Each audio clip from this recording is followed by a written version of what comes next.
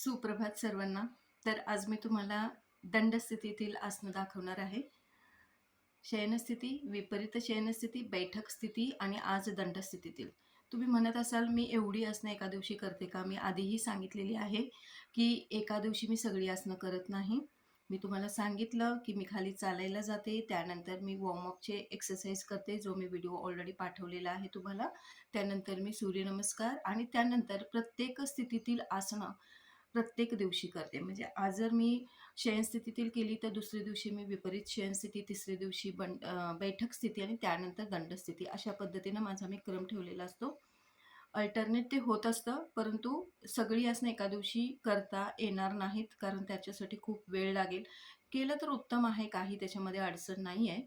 पण आपण तेवढा वेळ देऊ शकत नाही, कारण सूर्यनमस्कार खूप महत्त्वाचे आहेत आणि त्यानंतर मी पुन्हा प्राणायाम करते, मेडिटेशन करते.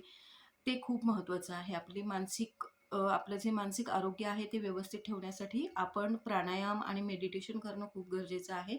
शरीरासाठी शरीर निरोगी आणि हेल्दी ठेवण्यासाठी आपण आसनं करतो, आपण चालायला जातो, आपण सूर्यनमस्कार करतो आणि आपलं जे मानसिक आरोग्य आहे, आपली मानसिक स्थिती जी आहे, ती व्यवस्थित ठेवण्यासाठी आपल्याला मेडिटेशन करणं गरजेचं आहे, प्राणायाम करणं गरजेचं आहे आणि त्यासाठी मी सगळ्या गोष्टी करण्याचा प्रयत्न करते.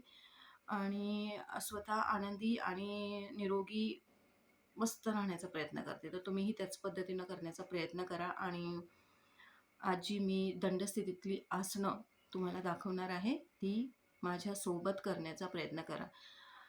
मी तुम्हाला पुन्हा-पुन्हा सांगेन, सकाळी लवकर उठा, स्वतःला वेळ द्या. स्वतःला जेव्हा तुम्ही वेळ द्याल, तेव्हाच तुमच्या आयुष्याचं सार्थक होईल असं मला वाटतं. कारण रोज भांडी घासतो, रोज आपण फरशी पुसतो. त्याच्याने आपल्याला काय मिळतं, प्रत्येकाचा एक दृष्टिकोन वेगळा असतो. पण ते तर केलंच पाहिजे. आपण नाही म्हटलं तरी ते केलंच पाहिजे. त्याला आपल्याला पर्याय नाही आहे. पण आपण सकाळी एक 20 मिनिटं ते 30 मिनिटं लवकर उठून जर स्वतःला वेळ दिला, आपण जशी रोज फरशी पुसतो, तर स्वतःच्या आरोग्याला स्वच्छ करण्यासाठी आपण वेळ देत नाही.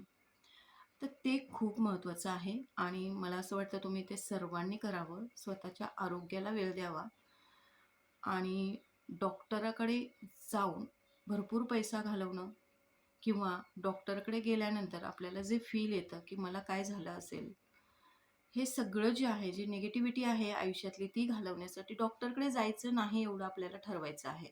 तर तुम्ही नियमितपणे एवढं करावं लागेल. अर्धा तास द्या, 20 मिनिटं द्या, 1 तास द्या. अतिशय उत्तम. 1 तास जर तुम्ही स्वतःला देत असाल, तर खरोखर तुम्ही आयुष्य जगताय, नाहीतर नाही. रोजचं आहे त्याला बाजूला ठेवा. तुम्ही सकाळचा 1 तास जर स्वतःला देऊन संपूर्ण दिवसभर काम केलात, तर ते काम सार्थकी लागेल आणि जर तुम्ही वेळ देत नसाल, उठत असाल उशिरा आणि तुम्ही कामं करत असाल दिवसभर, त्याच्यामध्ये ना कोणता उत्साह, ना कोणता त्याचा फायदा, ना कोणतं समाधान. त्यापेक्षा तुम्ही सकाळी उठा आणि आज मी योगा केलेला आहे, मी माझ्यासाठी वेळ दिलेला आहे.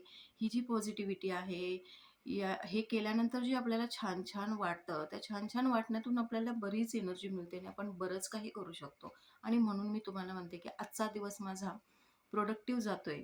आपण काहीतरी केलेलं आहे आज स्वतःसाठी. ही जी फीलिंग आहे ना, ते स्वतःला खूप काही देऊन जात असतं आणि म्हणून मी तुम्हाला सांगते, की सकाळी लवकर उठा आणि स्वतःसाठी वेळ द्या आणि माझ्यासोबत करण्याचा प्रयत्न करा. 1-2 वेळा तुम्ही व्हिडिओ पाहिलेत तर तुमच्या लक्षात येईल आणि तुम्ही स्वतः ते करायला लागाल. ठीक आहे? धन्यवाद. तर चला आता दंड स्थितीतील आसनं करायला सुरुवात करायची आहे. दोन्ही पायांवर उभं राहायचं. पायामध्ये थोडं अंतर घ्यायचं आहे. 1 फुटाचं अंतर घ्यायचं आहे. पहिलं आसन आहे ताडासन. दोन्ही हात समोर, हाताचे पंजे पसरवा, एकमेकांमध्ये गुंतवा. हात डोक्याच्या वर न्यायचे, ताणायचं आहे शरीर. तळवे आकाशाच्या दिशेने आणि आपल्याला टाचांवर उभं राहायचं आहे. चवड्यांवर उभं राहायचं आहे. नाही, टाचांवर नाही, चवड्यांवर उभं राहायचं आहे. शरीर वर ताणायचं आहे. आपल्याला जेवढं जमेल आपलं शरीर स्थिर ठेवायचं आहे आणि उलट्या दिशेने आपल्याला आसन सोडायचं आहे. पुन्हा स्थिरता शरीराची मनाची वाढवणं खूप गरजेचं आहे. दुसरं आसन आहे वृक्षासन. सरळ उभं राहायचे, दोन्ही बाजूने हात डोक्याच्या वर नमस्कार स्थितीत घ्यायचं आहे. आणि पुन्हा आपल्याला चवड्यांवर उभं राहायचं आहे. टाचा वर करायच्या, चवड्यांवर उभं राहायचे, शरीर वर ताणायचं, नजर एका ठिकाणी स्थिर ठेवायची, नजर हलवू द्यायची नाही, जेणेकरून आपलं शरीर स्थिर ठेवायला मदत होईल. पुन्हा उलट्या दिशेने आपल्याला आसन सोडायचं आहे. तुम्ही पाहू शकता मी कशी हळूवार पद्धतीनं आसन सोडत आहे. यानंतर आपल्याला संकटासन करायचं आहे. आपण एक पाय, आता माझा डावा पाय खाली, उजवा पाय मी माझ्या जांघेवर रेटून ठेवलेला आहे आणि दोन्ही हात नमस्कार स्थितीत वरच्या बाजूला डोक्याच्या वर आणि नजर स्थिर. या स्थितीमध्ये आपल्याला स्थिर राहण्याचा प्रयत्न करायचा आहे. पुन्हा उलट्या दिशेने आपण हात खाली घ्यायचे, सोडायचं आहे आसन. यानंतर उलट्या पायाने पुन्हा करण्याचा प्रयत्न करायचा. लगेच आसन जमणार नाही. तुम्ही पहिल्यांदा 5 सेकंद, 10 सेकंद, 20 सेकंद, त्यानंतर तो वेळ वाढवायचा आहे आणि स्थिरता आणण्याचा प्रयत्न करायचा आहे. बघा, तुम्ही पाहू शकता मी कशा पद्धतीनं करते. दोन्ही पायांनी करायचं आहे. यानंतर मी तुम्हाला त्रिकोणासन दाखवणार आहे. तर एक पाय पुढे घ्यायचा, पाठीमागचा पाय आडवा करायचा, पाय काटकोनामध्ये, समोरचा जो पाय आहे तो काटकोनामध्ये दुमडून घ्यायचा. पायाच्या शेजारी आपला तोच हात, जो पाय आहे तोच हात शेजारी ठेवायचा आणि दुसरा हात वरच्या बाजूने डोक्याच्या वर सरळ रेषेत घ्यायचा. त्रिकोणासन.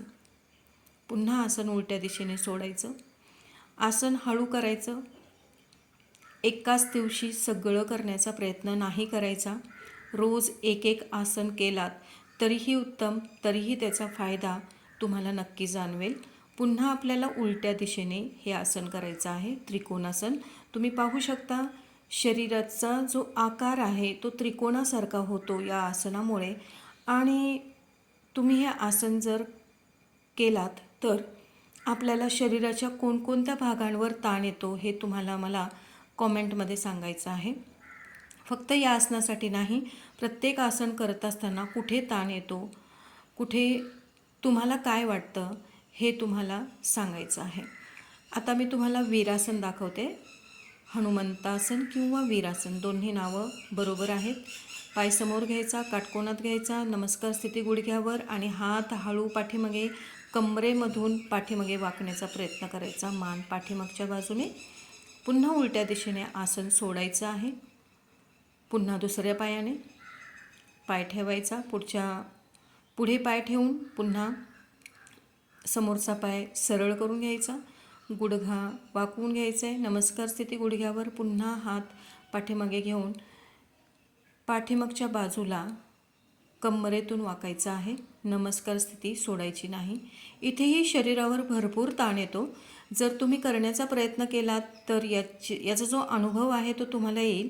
आणि तुम्ही जर खरोखर करत असाल, तुम्ही खरोखर याचं गांभीर्य तुम्हाला असेल तर नक्की तुम्ही कराल आणि याचा अनुभव जो आहे तो तुम्ही कमेंटमध्ये मला सांगाल अशी अपेक्षा करते. यानंतर मी तुम्हाला उग्रासन दाखवणार आहे. हे लगेच करायला जाऊ नका, फक्त तुम्ही पहा. मी एक शॉर्ट व्हिडिओही पाठवलेला आहे याचा, कशा पद्धतीने तुम्हाला हळूवारपणे करायचं आहे. दोन्ही पायांमध्ये व्यवस्थित अंतर घ्यायचं आहे, स्वतःचा बॅलन्स सांभाळून. पुन्हा हात टेकवायचे, पाय मॅनेज करून घ्यायचे दोन्ही.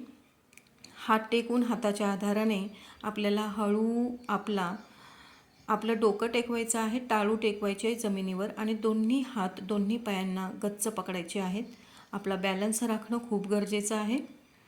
आणि पुन्हा सोडताना हात जमिनीवर ठेवायचे, जमिनीवर हातावर भार ठेवून डोकं हळू उचलायचं आहे आणि पुन्हा पूर्वस्थितीमध्ये यायचं आहे. अशा पद्धतीनं तुम्हाला उग्रासन करायचं आहे. पुन्हा धन्यवाद.